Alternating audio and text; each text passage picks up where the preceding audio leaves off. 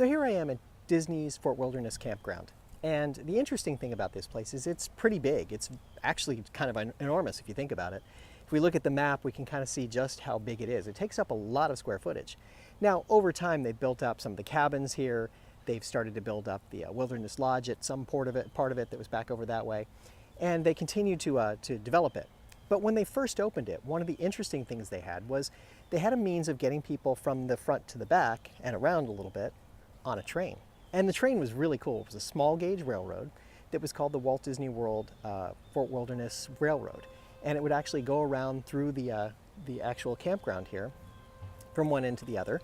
And it would deliver guests to their campgrounds. It was really pretty neat. Now, the problems are many, not to mention maintaining a railroad. The environment itself that they were in, because they were in a wooded area, they were using a small gauge track. They kind of haphazardly put it together. I won't say entirely haphazardly, but it was a little quick. And they didn't grade out all the the road beds appropriately. So there was some spots where there was some drainage issues, and some of the tracks were starting to move a little bit. So they had some issues with it. So today it's changed a lot, and it's long gone. The railroad is long gone. But let's take a look at the history of it, and we'll talk about what they replaced it with. The Fort Wilderness Railroad started operations in 1974. That's around the same time that Fort Wilderness itself opened as the campground, and closed in 1980. There were actually 4 trains running around the tracks, and on busy days, they would run all 4 trains. When people came in and wanted to get to river country or back to their campsites or even back to the front entrance, each train seated around 90 people, give or take, and had 5 cars on it. The way they ran it was actually to run a loop all the way around the Fort Wilderness Campground.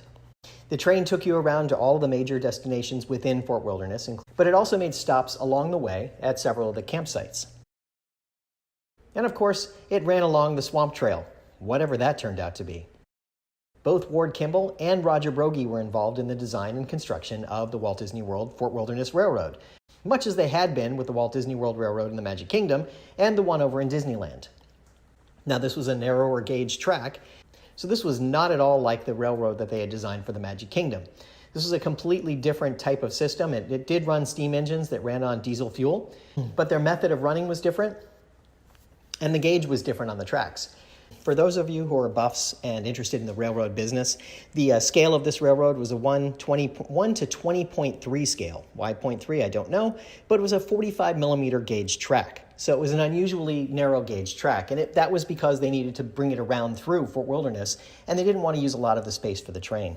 And now let's see what a ride around on the Fort Wilderness Railroad actually looked like, culled from videos around the internet.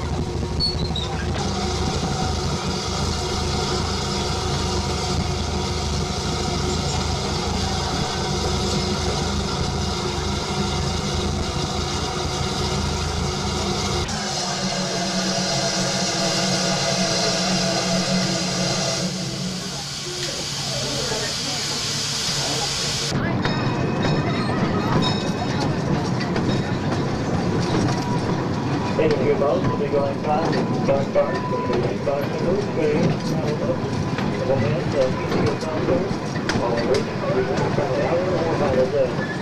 Dark cars at the front, heading to the pond, here. This is a walk to be a long ride.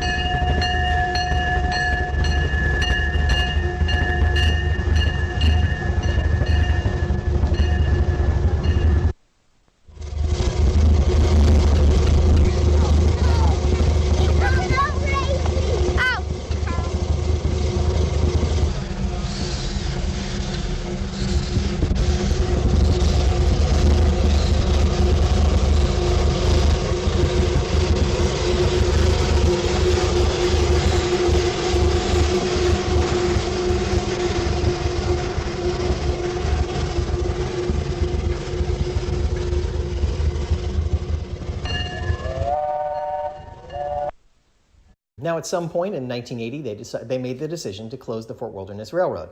There were actually a couple of reasons for this. The first was there was always an underlying safety concern because you had guests walking among where the train was. The second had to do with the fact that the trains were running in continuous operation. You had 4 trains running on the tracks, and on busy days you would run all 4. So maintenance was always an issue with these trains. But the third was the biggest issue, and that was that they had not graded the track properly, given the fact that the bed underneath where the Fort Wilderness Railroad wasn't stable ground. We were building on mostly swampland. And unlike the Magic Kingdom, where they had built it up and done a lot of work to prepare for the entirety of the Magic Kingdom, including the railroad, in Fort Wilderness, they didn't do the same. So they were running along the streams and along the creeks and back in through along the trees. So they had some problems with minor sinkholes, other erosion problems, and different things that happened.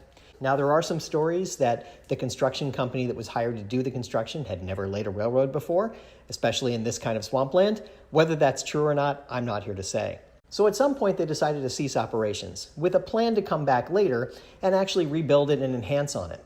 But of course, rebuilding it and actually building more track and fixing some of the problems they had was an expensive proposition, and Disney was looking for a sponsor to take it on, but couldn't find anyone interested in taking on this sort of work.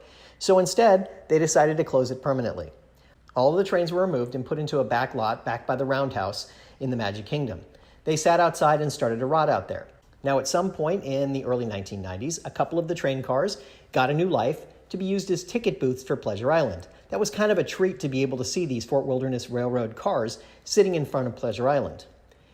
Then at some point later, one of them got a third life and was actually outside of Typhoon Lagoon. They had a plan to expand on Typhoon Lagoon's concept and do some more things with it, so I think they put the train car there to actually build on the concept. But it never came to be, and it just sat outside and sat near the parking lot for a long period of time. I believe now it's gone, but you could see it out there for many years. As for the engines themselves, at some point the Disney company decided they needed another life. So sometime in the mid to late 1990s, they decided to sell them off to collectors. So the 4 trains are now on display in different places around the country. I don't believe any of them are in use at this point. I think there was some contractual things they had with Disney about how they would be used, but several of them have been restored and are on display. So it's kind of a fitting end. I don't know where any of them are. I'll have to try and track down some to see where they wound up, and maybe take a tour to see one of them one day. Sometime a few years after they closed the railroad, they actually started removing track. They took up most of the track 1 or 2 years after the railroad closed. But the ties and some of the railroad pieces are still in place in the Fort Wilderness Campground. If you take the map and you follow along the pathway, of course in guest areas, you may find some of the wooden ties still buried in the ground. There are still some there, and other people have gone off and explored for them. I didn't for this video, but I do see that there are pictures of them available online, and you can actually see where they are. It's kind of cool when you actually find one. Oh, and by the way, the roundhouse for it is over by where the stables are, where they keep the horses that they use on Main Street. So you can actually see the old barn. Currently, it's a laundry facility but it is kind of cool that it's still out there. So I said I wanted to look at what they replaced the train with, and I think you can guess.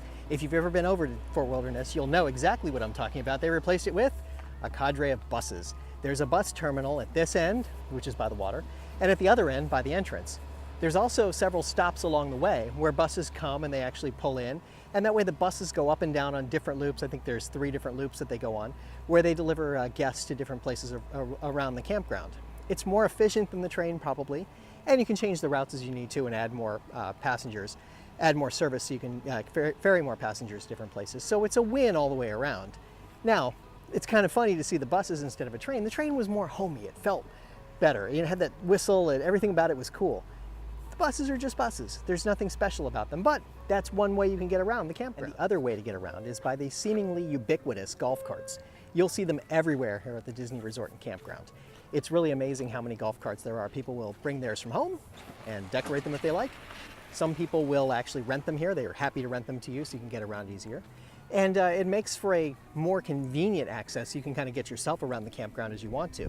But it's kind of interesting because you see the golf carts everywhere. And some people will bike too. That's another option that people have. But it seems like the golf carts are the bigger option.